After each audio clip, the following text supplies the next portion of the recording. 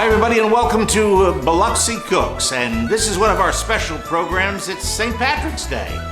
Some traditional St. Patrick's music will be most welcome by all and set the mood for your home right now. This is what we're going to be preparing today, and I'm hungry already and we haven't even cooked anything.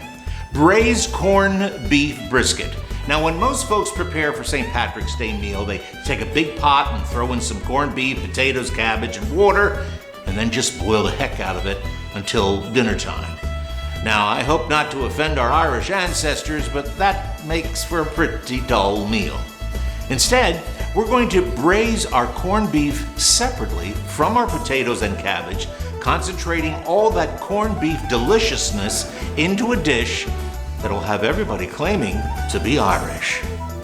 Joining me now is my good friend and yours, a restaurateur, an entrepreneur, and everybody's friend, Mr. Bobby Mahoney. Bobby, good to see you. All right, nice to be here with you. Welcome to St. Patrick's Day. This is Cooking Biloxi, and cooking, well, that's your forte for decades. Yeah, Cooking Biloxi. Let me tell you about just what happened. I'm on my way to Louisiana. I get a phone call from Cindy Hyde-Smith, and she said that we have 5 of our gallons of gumbo in Washington, D.C., getting ready to serve them to the Republican caucus, the United States Senators.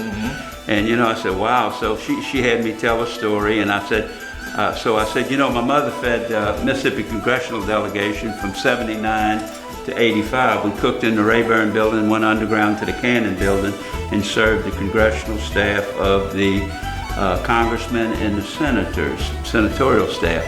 And then in 1984, we fed Ronald Reagan on the lawn of the White House. We served fried crab claws, soft shell crabs. And then also I told him, I said, in 1960, my mother had that lounge down in the Tivoli Hotel. And so a guy from West Palm Beach, Florida walked in and said, "What's all this Kennedy paraphernalia you're doing up in here?" He said, my mama said, "Well, I'm Irish Catholic, he's Irish Catholic, and I'm working real hard for him to be the president of the United States." He said, "I know Jack Kennedy, I'll go back and tell him." He went back to West Palm Beach and told Jack Kennedy that, and so my mother got a telegram in August. It says, I understand you've been working for me for president for the last 6 months. Keep up the good work. If I'm ever elected, you'll never regret it.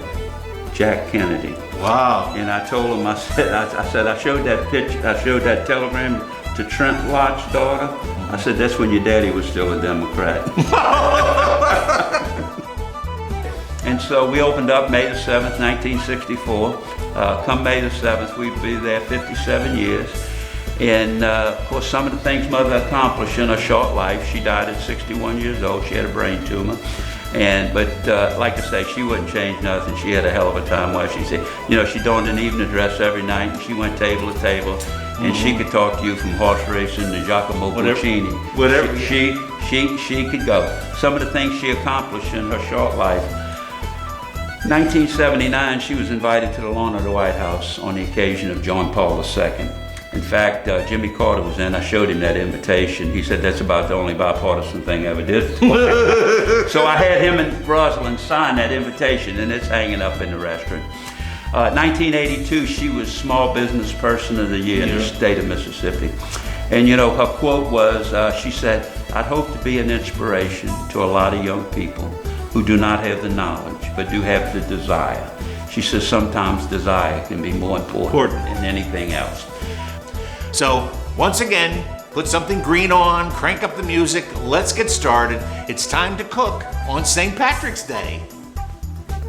The best tasting corned beef comes from the oldest corned beef company in America, Grovel's. They've been making it here in America since 1883, so they know what they're doing. The only place we have been able to find it here on the coast is Walmart. That's a secret between the two of us. That's where you get your corned beef. Now, corned beef brisket comes in 2 cuts, the flat and the point. We always use the flat cut. We will be preparing 2 briskets, so we'll have some for the next day for our ever popular Reuben Sandwiches, the second best meal you can have using corned beef. Now, we start by opening the package and placing the corned beef brisket in a roasting pan, fat side up. That's important. Inside the package, you will find a packet of seasoning. Sprinkle contents of seasoning on the top of the beef. We will be using beer for our braising liquid. Don't worry, the alcohol cooks off so it's totally safe for the kiddies. Pour the beer into the pan until just below the top of the beef. Seal the pan tightly with aluminum foil. Place in a 325-degree oven. Now, this is an all-day project, but you'll agree it's well worth the time. Well, the total cook time is about 6 hours, but at the end of the 2-hour and 4-hour period, you will need to open the cover and remove about half of the remaining liquid surrounding the beef. Add this liquid, by the way, to the cabbage for seasoning. Oh yeah. You can uncover the beef for at least 30 minutes if you would like to brown the meat. When you are ready to serve, it's simple. You will place the corned beef brisket on a cutting board. Slice it into 1/4 inch thick slices. That's a good size slice, very good for eating, be loved by everyone.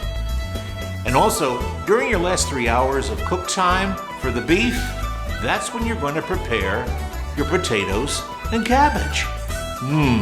So everything is planned out for this 6-hour get-together of a delicious St. Patty's Day meal. Let's start with cabbage. Cabbage is pretty easy, folks. Start by peeling off and discarding the outer leaves. This is a rustic Irish meal, so we'll like to cut the cabbage into fairly large pieces. Now, cut the cabbage head in half, top to bottom. That's top to bottom. Place each half on a cutting board and cut lengthwise into 1-inch strips, cutting those strips in half so you will have pieces roughly about 1 inch by 3 inches. Wash the cut cabbage pieces and add the cabbage to a tall pot. Add enough water to cover the cabbage. Add a tablespoon of vinegar, a teaspoon of ground cloves, and a tablespoon of salt. Simmer the cabbage until tender, adding the beef braising liquid for seasoning. Mouth-watering, definitely. That's your cabbage. Now, let's get to the potatoes, one of my favorites. You can go the traditional route, folks, of peeling and boiling and mashing your potatoes, or maybe using instant potatoes, following the instructions on the box. Well, we're gonna go old school here, boiling our spuds. Old school's always best. First, take 5 pounds of potatoes. Cut them into large cubes and boil them in salted water until done. Now, you'll know when they're done is when you stick the fork in them and they either break or slide off the fork. Now, add cream cheese and sour cream and whip the potatoes, adding milk until creamy. Then add the Durkee onions and Hormel bacon pieces. Mix well and add salt and pepper to taste. That's good. Put the potatoes in a baking dish, top with mozzarella cheese, and bake for 45 minutes at 325 degrees. Time your potatoes now, this is important, so they will be finished when you are ready to serve the beef and the cabbage. This is a wonderful St. Patrick's Day meal, folks, one that's going to be long remembered. All right?